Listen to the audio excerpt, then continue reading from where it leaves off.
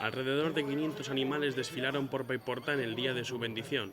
Esta es la única población que celebra el Día de Sant Antoni el primer fin de semana de febrero. Esto hace que la afluencia de público sea mayor.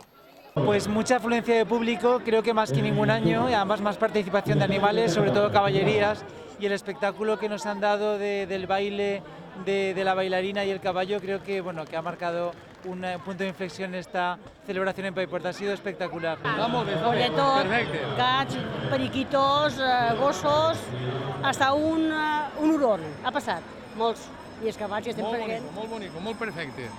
La parte religiosa se combinó con el espectáculo, una jornada que organizó la Peña Larre y que llevan más de mes y medio preparando. Estem donant una manta, estem donant un quilo d'arròs, estem donant una botella de vi, el panet i les garrofes i el puro, i pels carros més importants o pels actes més importants donem un pernil, també, i això no ho dona ningú puesto només que nosaltres. Bueno, pues venen de Castelló, venen d'Alicant, de tots els pobles alrededor acudixen així.